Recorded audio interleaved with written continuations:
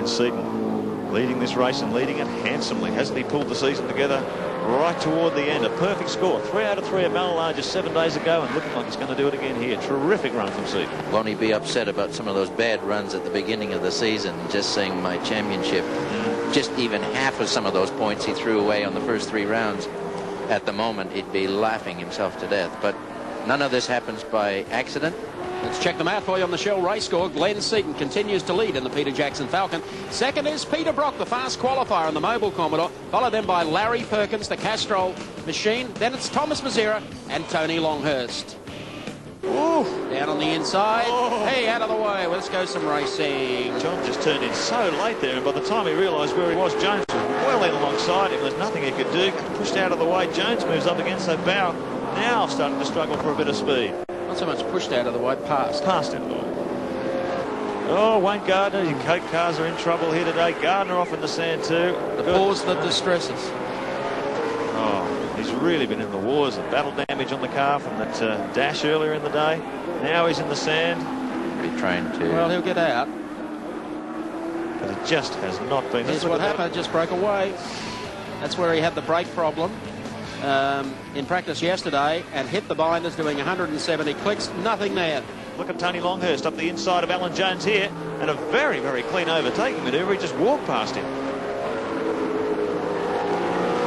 So down into Bridgestone corner, Tony Longhurst. Oh, Alan Jones is in trouble. You can see he went offline there. Has he got a mechanical failure in the car? There's smoke belching from the front, right and left wheel, I should say. Where's that smoke coming from? That looks like it's coming out from behind the bumper bar, Alan. Maybe a mechanical problem. It could be, man. He's backed off as well as limping.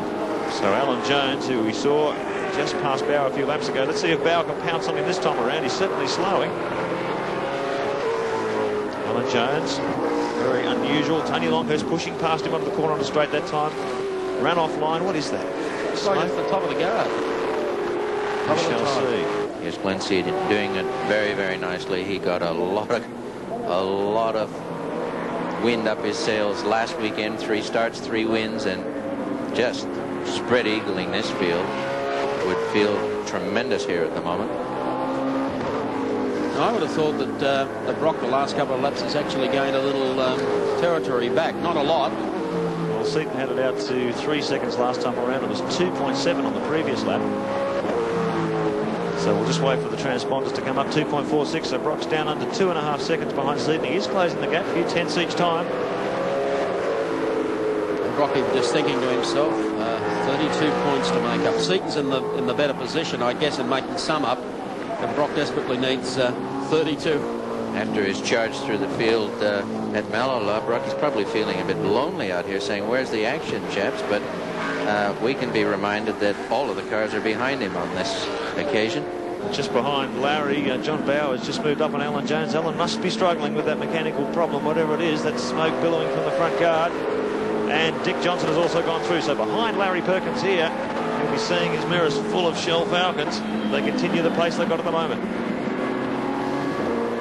Perkins working hard at the wheel of the Castrol Commodore, out over the top, trying to keep the thing nice and straight, preserve those tyres. Thomas Mazera up behind Wayne Gardner, who's recovered. Mazera currently running in 4th position. They're lapping Wayne at this stage. Yes, Wayne. He's in there trying to get some points back. Neil's car's just up to its hocks and in the sand trap, so it's going nowhere. They'll try and pull that out after this race. Here comes... really shadowing him now, working him over very strongly, and I think we'll pull across quite efficiently now. Good move there by Mazera. So John Bauer up to 5th position, sneaking in front of Jones that previous lap. So the order: Seaton, Brock, Perkins, Mazera, Bauer, Alan Jones, and no, Dick has in fact passed Alan Jones. So Jones slipping back there. He is on trouble on the inside line there in the Blue Falcon, and he's just going to try and limp on as best he can. Alan Jones is just dying behind him. Oh, Wayne Gardner's gone into the sand again. Exactly the place he came off only a few laps ago. So let's see if he can get out this time. He was lucky. Oh, I think he's dug a bit deeper here. I think he's in there. I don't think even the pitching wedge is going to get him out this time. He is stuck fast. 2 Coke Commodores sitting in the sand and nowhere to go. Wayne Gardner, won't he be disappointed? Talking on the headsets now to the pit crew. Unplugs. He's getting out. He's decided to bail out. Not the place to sit if the car can't be moved. Big hand from the crowd. What the hell? What's going on here? He's had brake troubles yesterday. Maybe he's having brake troubles again in the race. We shall find out. He's a character, that. Little bow to the fans. So Glenn Seaton still in command. The gap, 2.1 seconds over Peter Brock. Brock is closing this gap. Now, Claude Georgie from Western Australia, the Gyprock Falcon, pulled across and gave Glenn a good run through. And Brock, at that same stage, look for the front of Brock's car. Here it is, just behind Georgie and Mazera. It's Parsons there getting lapped. Look very similar to the HRT car from front on. There goes Brock, round the outside of Parsons. So the gap, 2.1 seconds the last time through. Georgie gives him a bit of racing room. Brock's got the lights on. He can see first place ahead of him. Boy, won't they be critical to his chances later on in the day. Up the inside of Georgie as they head down toward pit straight once again. 26 laps completed. This will be 27 with 3 laps to go. Almost a repeat of what we saw at Malala with Glenn Seaton out in front and Brock storming after him. And both Seaton and Brock have got the headlights aglow as they go across the stripe now. Seaton just visually appears to have just opened it up a little bit as Brock got caught up behind Georgie there. Well, keeping the gap static, 2.06 seconds. It's just over 2 seconds now, the gap between Brock and Seaton with 3 laps remaining. Yeah, there's not a lot in it, Mark, and Brock has been on a consistent charge, and his tyres are obviously just perfect the last couple of weeks.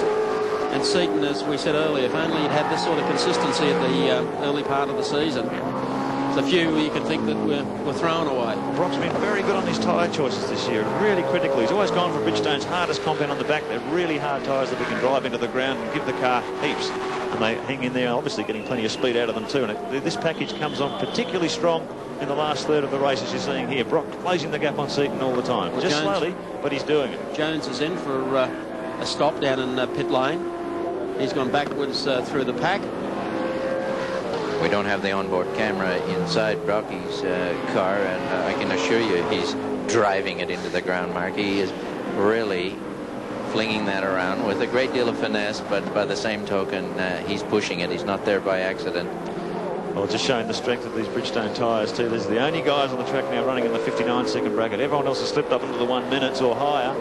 And it really is testament to the tremendous grip and durability of these tyres under these conditions. 29 laps as they come across the start-finish line this time around. There's Alan Jones in trouble. The car has been sick and dying on him as he's tried to keep it going, but just couldn't bring it to the finish line. Jones ready to step out. We don't see this very often, but it is a tough job to keep 2 cars running. It's hard enough to keep 1 car running. Absolutely right. Car number 30. About to get, I believe, the last lap board as he comes around. That's Glenn Seaton.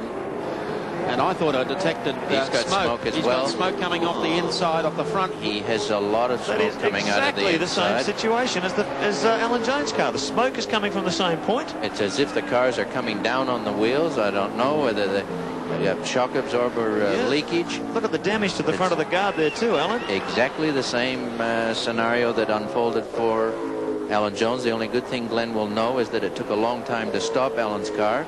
And hopefully, but Brocky will be smelling that smoke, and he'll be smelling that checkered flag too. Well, they've got not too far to go. If he can get into this turn here and just bring the power on it right, he'll have Brock on his tail as they exit that turn. Here comes Peter Perfect after him. They've got half a lap remaining. A run up the top of the hill here, then a run down the other side. Brock starting to get the air in the nostrils now. Now the really hard pitch run at the right hand, but I don't think he's going to do it. Seaton's car might be wounded mortally. They close him up in the last corner. The Ford of Glenn Seaton gets out, accelerates. Smoke comes out of the outside front, but Seaton brings it across the line to beat Peter Brock. And third place is going to go to Larry Perkins, who will just survive to beat home Thomas Mazera. The 4th, and John Bower will pick up 5th spot. Dick Johnson in 6th. Let's check out the top 10 for you in race number 1 from Barbagello. Glenn Seaton, just the winner over Peter Brock. Larry Perkins finished in 3rd. Thomas Mazera was 4th, and John Bower picked up 5th place. 6th went to Dick Johnson, 7th to Mark Scape, 8th to Tony Longhurst, 9th to Jim Richards.